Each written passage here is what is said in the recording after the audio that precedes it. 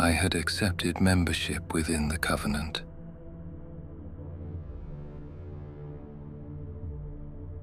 Not out of loyalty, not out of belief, certainly not out of desire. It was merely the most strategic decision available to me. For the time being, I had never possessed any longing to belong somewhere. I preferred my own company.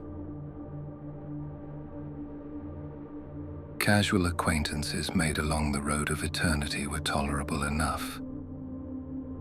But permanence, commitment, devotion, those were luxuries I abandoned long ago. I did not believe in unconditional love, nor unflinching loyalty. Not anymore. Not since my hounds. Not since my horse. Not since the only creatures who had ever loved me without demanding something in return. Elizabetha walked beside me through a narrow stone corridor buried somewhere beneath London. Ancient lamps lined the walls. Their flames burned steadily despite the absence of wind. The passage seemed endless, like the throat of some enormous beast swallowing us deeper into the earth. Behind us followed Allegra, Valentina, Altair, Rautha, and Jardani. Silent shadows accompanying our descent. You currently stand within what is known as the Velvet Quarter, Elizabetha said. Her voice echoed softly through the corridor. A district belonging entirely to the Covenant. I glanced toward her. And what exactly does that mean? It means you may hunt freely here, she continued, walking, so long as you remain discreet. I frowned.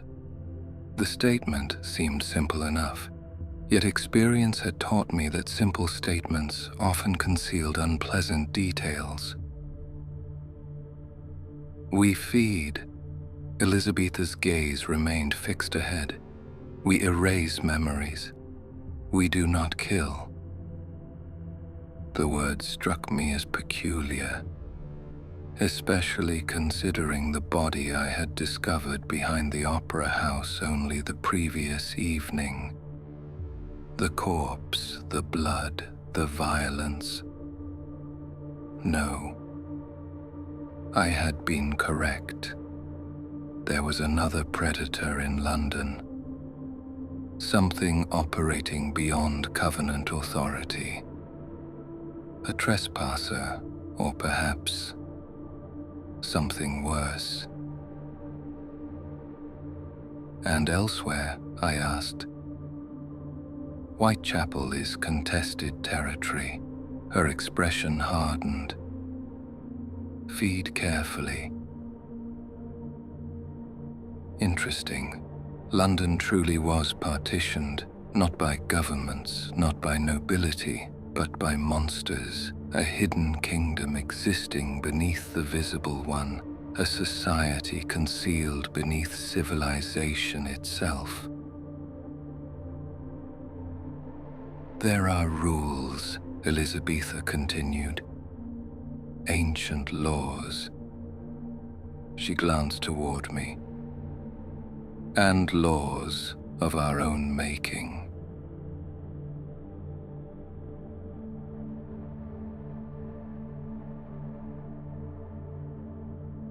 At last we reached the end of the corridor. An immense steel door awaited us, old, reinforced, scarred by centuries. It reminded me less of an entrance and more of a prison gate. something designed either to keep horrors out or keep them contained. Elizabetha stopped before it. No human shall possess knowledge of our existence. The others grew noticeably still. Unless you intend to grant them the dark gift. And if they discover you accidentally, I asked. Her answer came without hesitation. Then death follows. I disliked that rule immediately, not because I disagreed, because I disliked being told what I could and could not do. Solitude offered freedom. Organizations offered restrictions. One reason I had spent most of my existence alone. Anything else? I asked. Elizabetha nodded. You will not hunt within Blackthorn district. For the first time that evening, I noticed genuine discomfort ripple through the group. Valentina looked away. Altair folded his arms. Even Allegra appeared uneasy. And why not?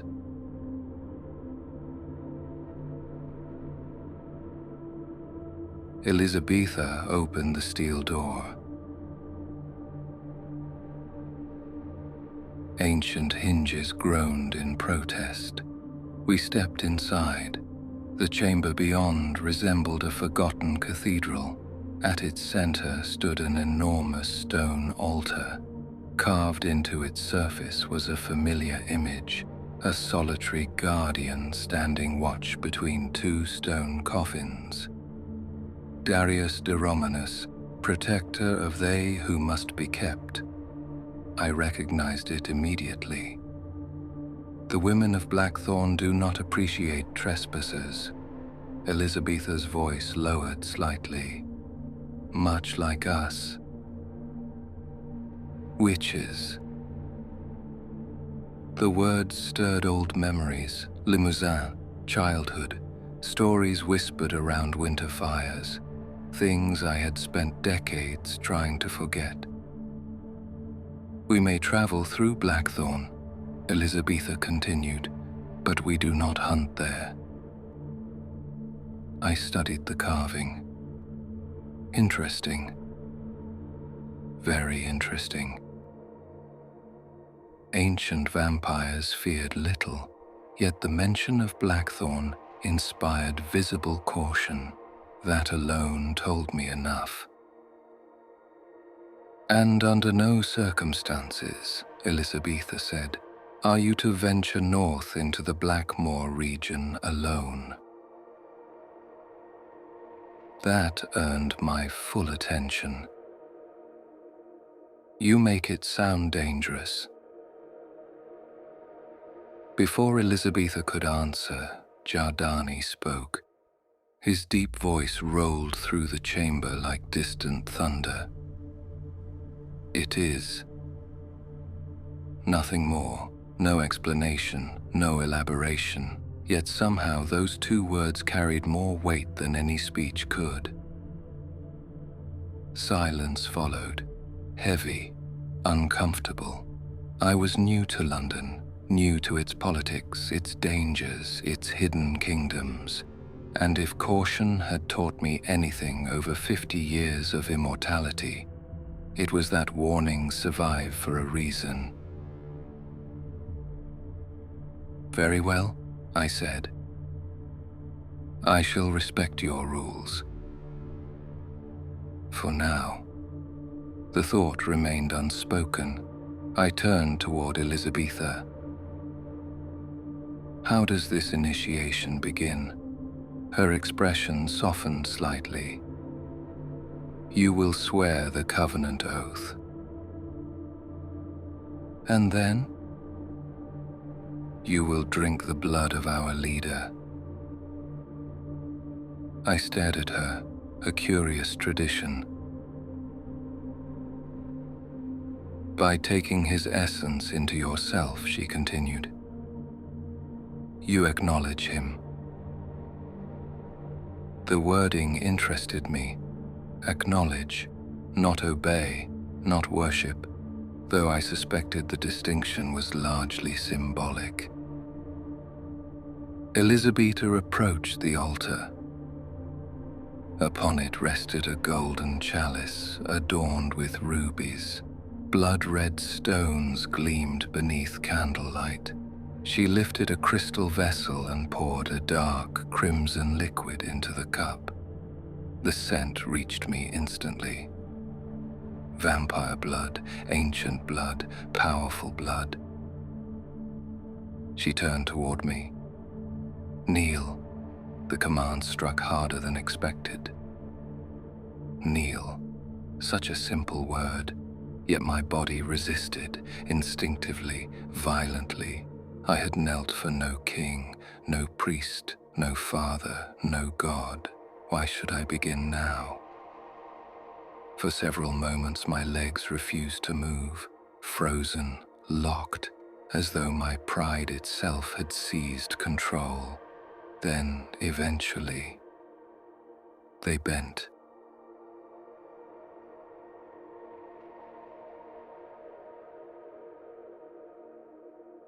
Survival demands compromises dignity often cannot afford. I lowered myself before the altar. The chamber fell silent. Elizabetha raised the chalice above her head. The others bowed theirs, even Giardani. That unsettled me more than anything. If creatures as old as these lowered their heads, then whoever ruled this covenant commanded extraordinary influence. Elizabetha began speaking. Not English, not French, not Latin, something older.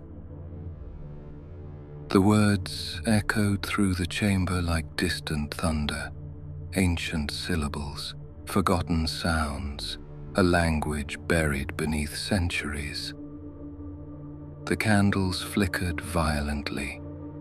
Shadows stretched unnaturally across the walls. For a brief moment, it felt less like an initiation and more like a ritual. When she finished speaking, silence returned. Absolute. Elizabetha lowered the chalice toward me. Drink. I accepted it. The scent alone awakened my hunger. Ancient blood. Powerful blood. Tempting blood. I raised the vessel to my lips and drank. The effect was immediate. Fire. Not pain, not pleasure. Something between both states. The blood surged through me like liquid lightning. Every sense sharpened instantly. I could hear wax dripping from distant candles. Hear Allegra's breathing. Hear rats moving somewhere behind the stone walls. The entire world became clearer, brighter, sharper, as though someone had cleaned a filthy window I never knew existed. I clenched my jaw, fighting the sensation, fighting the urge to lose myself within it. The power coursed through every vein, every nerve, every thought. Not as potent as the blood of Akash. Nothing ever would be, but close enough to remind me, close enough to make me remember. When the sensation finally settled, I returned the chalice, slowly, carefully, feeling stronger than before, recharged, renewed, awake. Elizabetha studied me, searching for something, submission perhaps, gratitude, acceptance. I offered none. I assume this means I am now one of you. A faint smile touched her lips. No. I frowned. No. The blood grants acceptance. She placed a hand upon the ancient book resting atop the altar. The oath grants belonging. Of course. There was another condition. Another chain. Another leash. I stared at the weathered leather tome. Its pages appeared older than nations, older perhaps than London itself. And if I refuse? Silence descended immediately. Valentina smiled, not kindly. Altair folded his arms tighter. Only Allegra appeared concerned. Elizabetha's expression never changed. Then you leave. Reasonable enough, until she continued. Without your memories. I laughed softly, not from amusement, from disbelief. You would erase everything? If necessary.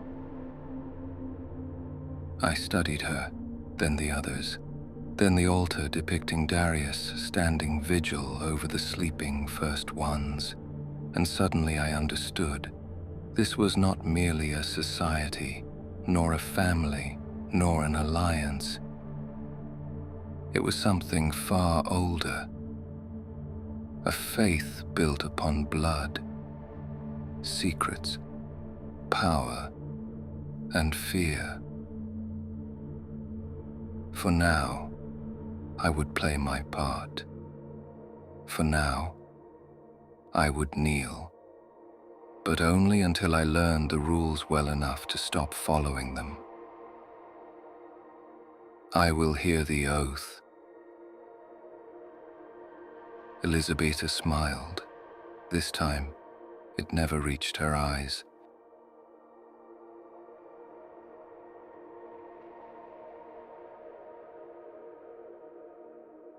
Do you remember the body discovered within the opera house? Elizabetha asked. I nodded. The corpse remained fresh within my memory. The blood, the violence, the unmistakable scent of another predator stalking London's streets. It was a vampire, she said, a trespasser. Elizabetha turned slightly toward Rautha. The giant vampire gave a silent nod before departing the chamber. It is forbidden by ancient law to kill another of our kind. I found that amusing. Every society claimed murder was forbidden until exceptions appeared. There are circumstances, Elizabetha continued, where the law demands it. Of course. There are territories, borders, domains claimed by various covenants throughout the world. She slowly circled the altar. If a vampire enters another's territory, feeds without permission, kills within that territory, or endangers secrecy. Her eyes settled upon me. The law permits execution. The chamber felt colder somehow. Not permits, Giordani corrected quietly. Demands. A silence followed. I raised an eyebrow. Considering my arrival in London, I suddenly felt extraordinarily fortunate. I had entered Covenant territory, fed, killed, and yet I still stood breathing, or at least performing a convincing imitation of it. The vampire discovered at the opera house was found the very same night, Elizabetha continued. A fledgling. Her expression remained unreadable. Young, ignorant. But law is law. The steel door opened. Rautha returned. Something struggled behind him. Someone. The giant dragged a young man into the chamber and threw him onto the stone floor before the altar. The fledgling collapsed hard. Chains rattled. Fear filled the room. I could smell it instantly. Fresh, sharp, overwhelming. He looked scarcely older than 20, his pale face streaked with tears, newly turned, newly damned. He stared wildly around the chamber before his eyes settled upon me. Hope appeared. A terrible mistake. Rautha closed the door. The sound echoed throughout the hall. Final. I rose slowly from my knees. The young vampire recoiled. "No," his voice trembled. "No, please." I looked down at him, then toward Elisabetha. "You wish me to carry out the sentence?" "I do."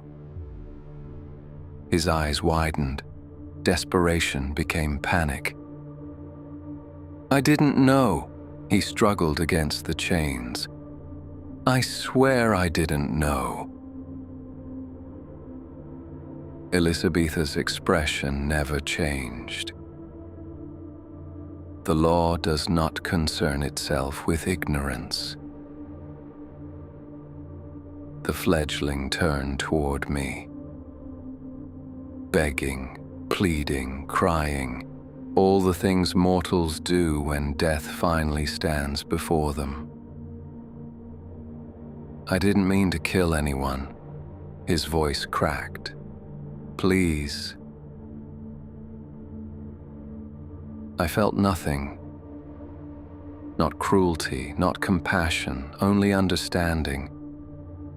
The world rarely cared whether a person intended harm. Only whether harm occurred. And someone had died. Elisabetha approached the altar. Upon it rested an ancient ceremonial blade. Silver, black steel, its edge impossibly sharp. She offered it to me. "You will speak the words." I accepted the weapon. Cold metal settled comfortably within my hand. "What words?" Elisabetha's voice lowered, ancient, reverent. "Persis Anogar." The chamber fell silent. "Vael ith nix vah edas." The language felt old. Older than kingdoms, older than London, perhaps older than memory itself. The fledgling shook uncontrollably. Tears ran down his face. For a moment, I almost pitied him. Then I remembered the dead woman at the opera house. The blood upon the floor. The life stolen from her. I stepped forward. The fledgling's pleading became incoherent. Words dissolved into sobs, into terror, into prayers. I spoke the ritual. "Persis Anogar." My voice echoed through the chamber. The candles flickered. "Vael ith nix vah edas." The young vampire stared up at me, helpless, terrified, alone. Then I swung. The blade passed cleanly through flesh and bone. His head struck the floor moments before the body collapsed beside it.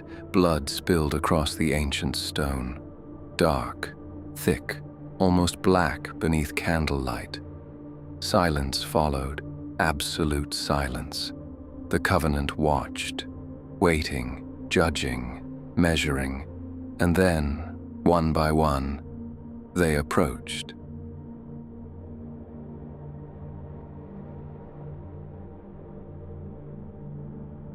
Valentina embraced me first, then Allegra.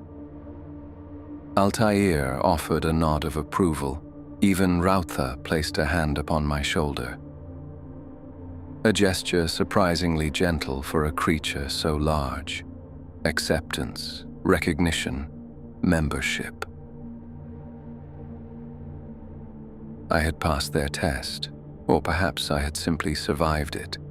Yet despite their welcome, I noticed the way they looked at me, the hesitation, the caution, the suspicion hidden behind polite smiles. I knew why.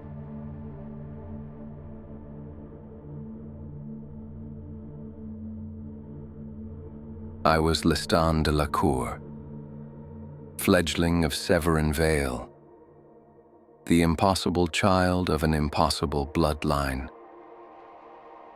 I was never supposed to exist, and they had not forgotten that. For now, I would endure their scrutiny, earn their trust, lower their guard, allow them to believe I had accepted my place amongst them. Then, once their eyes no longer followed my every movement, once the chains became invisible, I would begin planning my departure. Because one truth remained unchanged. I had joined the Covenant, but I did not belong to it